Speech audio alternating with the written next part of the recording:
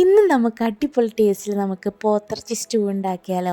അപ്പോൾ അതിന് വേണ്ടിയിട്ടുള്ള സാധനങ്ങൾ എന്തൊക്കെയാണെന്ന് ഞാൻ ദേ മേലെ എഴുതിയിട്ടുണ്ട്. അതിൻ്റെ എത്ര അളവും കാര്യങ്ങളൊക്കെ ഞാൻ മേലെ ചെയ്തിട്ടുണ്ട്. അപ്പോൾ നമുക്ക് ഞാൻ എന്നാലും ഒന്നും കൂടി ഒന്ന് പറയാം. ഗ്രാമ്പൂ, തക്കോലം, ഏലക്കായ, കറുവാപ്പട്ടയുടെ ഇല, അത് ഉണക്കിയതാണ് ഞാൻ എടുത്തിരിക്കുന്നത്. ഇലയിനേക്കാളും കൂടുതൽ നല്ലൊരു ടേസ്റ്റിന് വേണ്ടിയിട്ട് കറുവാപ്പട്ട ആയിരിക്കും നല്ലത്. പിന്നെ ഇഞ്ചി, പച്ചമുളക്, സവാള, ആവശ്യത്തിന് കറിവേപ്പില, പിന്നെ ഉരുളക്കിഴങ്ങ്, ക്യാരറ്റ് എന്നിവ ഞാൻ എടുത്ത് വെച്ചിട്ടുണ്ട്.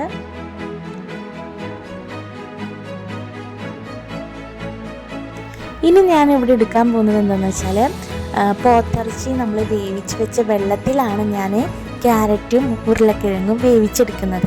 അപ്പോൾ ഞാൻ പോത്തിറച്ചി വേവിച്ച് വെച്ചിട്ട് അത് ഞാൻ മാറ്റി വെച്ചിട്ടുണ്ട്. അപ്പോൾ ഞാനിപ്പോൾ ചെയ്യാൻ പോകുന്നതെന്ന് വെച്ചാൽ, പോത്തിറച്ചിയുടെ കുറച്ച് പോത്തിറച്ചി ഞാൻ ഈ നമ്മൾ മാറ്റി വെച്ചിരിക്കുന്ന വെള്ളം ഉണ്ടല്ലോ അതിലേക്ക് നമ്മൾ ഇട്ട് കൊടുക്കും. പിന്നെ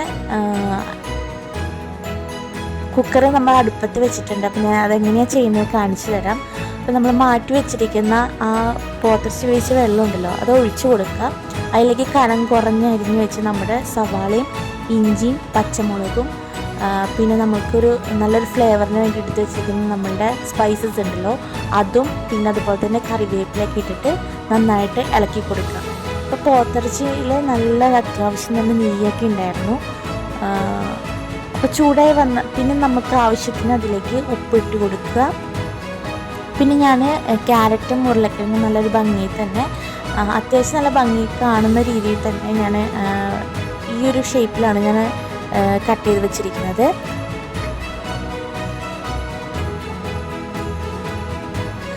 ഇനിയിപ്പോൾ നമ്മുടെ വെള്ളം ആ ഒരു വെള്ളം തിളച്ച് വന്നിട്ടുണ്ട്. അപ്പോൾ ആ തിളച്ച് വരുന്ന സമയത്ത് നമുക്ക് ക്യാരറ്റും ഉരുളക്കിഴങ്ങും ഇതിലേക്ക് ഇട്ട് കൊടുത്തിട്ട് നന്നായിട്ടൊന്ന് ഇളക്കി നോക്കി ഉപ്പൊക്കെ കറക്റ്റ് പാകമല്ലേ എന്നൊക്കെ നോക്കാൻ. അതിന് ശേഷം വേണം നമുക്ക് ക്ലോസ് ചെയ്തിട്ട് 2 വിസിലിൽ നമുക്കിത് വേവിച്ചെടുക്കേണ്ടത്. അപ്പോൾ ഞാനിതിൽ അത്യാവശ്യം നമ്മുടെ പോത്തിറച്ചിയുടെ ഇട്ട് കൊടുത്തിട്ടുണ്ട് കേട്ടോ. അധികം നമ്മൾ ഇട്ട് കൊടുത്തിട്ടില്ല.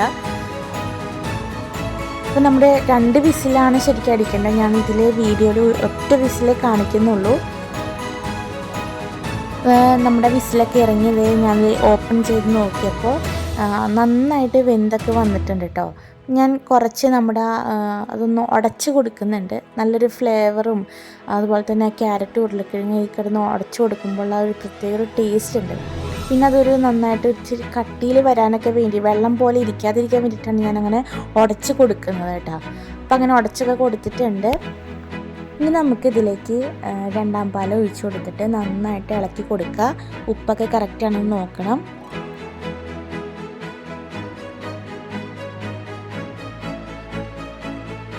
പാല് പിരിഞ്ഞു പോവാത്ത രീതിയിൽ വേണം നമ്മൾ ഇനി കുക്ക് ചെയ്യാൻ വേണ്ടിയിട്ട്. അപ്പോൾ തീയൊക്കെ ഒന്ന് ലോ ഫ്ലെയിമിലേക്ക് ഇടാൻ എപ്പോഴും ശ്രദ്ധിക്കുക, അല്ലെങ്കിൽ നമ്മുടെ പാല് പിരിഞ്ഞു പോവും. കറക്റ്റ് നല്ലൊരു ടേസ്റ്റ് നമുക്ക് കിട്ടില്ല. അതുകൊണ്ടാണ് നന്നായിട്ട് ഇളക്കി കൊടുക്കാനൊക്കെ ആയിട്ട് നമ്മൾ പറയുന്നത് കേട്ടോ. ഇളക്കി കൊടുക്കുമ്പോൾ ഒരു സൈഡിലേക്ക് മാത്രം ഇളക്കി കൊടുക്കാൻ പ്രത്യേകം ശ്രദ്ധിക്കണം കേട്ടോ.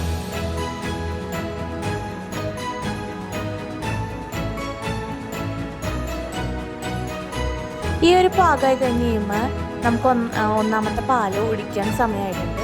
ഒന്നാമത്തെ പാൽ നമുക്ക് ഒഴിച്ച് നന്നായിട്ട് ഇളക്കി കൊടുക്കുക. 1ാം പാൽ ഒഴിച്ച് കഴിഞ്ഞാൽ നന്നായിട്ട് ഇളക്കി കൊടുക്കുക.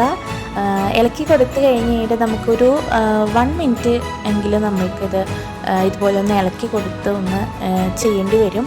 കാരണം വെച്ചാൽ ആ ഒരു പാലിൻ്റെ ഒരു പച്ചമണമൊക്കെ പോയി കിട്ടാൻ വേണ്ടിയിട്ടാണ് നമ്മളങ്ങനെ ചെയ്യുന്നത്. ഞാൻ അങ്ങനെയാണ് കേട്ടോ ചെയ്യുന്നത്. ഇപ്പോൾ എല്ലാവരും അതുപോലെ തന്നെയാണോ എന്നുള്ളത് എനിക്കറിയില്ല.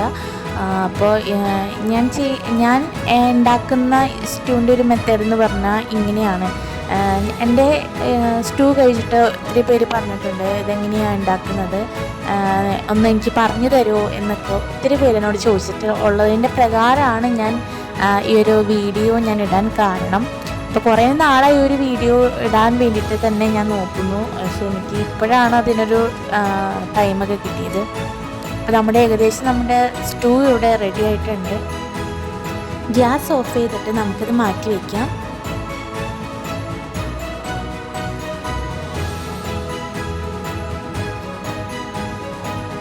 ഇനി ലാസ്റ്റ് എന്ന് പറഞ്ഞാൽ നമ്മൾക്ക് ഞാനിവിടെ ഓയിലാണ് കേട്ടോ ഉപയോഗിച്ചത്, ഗീ ഉപയോഗിച്ചില്ല.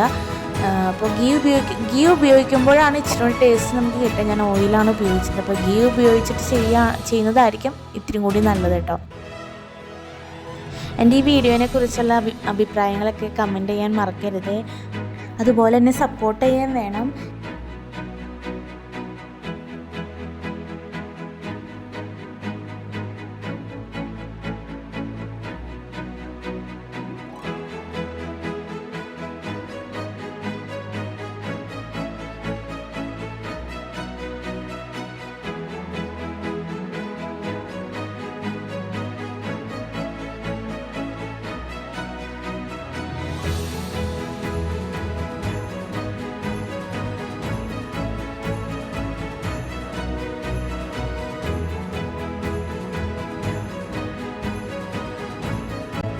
അങ്ങനെ കാഷ്നട്ടും മുന്തിരിയും നമ്മൾ ഫ്രൈ ചെയ്തിട്ട് നമ്മുടെ റെഡിയാക്കി വെച്ചിരിക്കുന്ന നമ്മുടെ പോത്തിറച്ചി സ്റ്റൂവിലേക്ക് നമ്മൾ ഇട്ട് കൊടുത്തിട്ടുണ്ട്.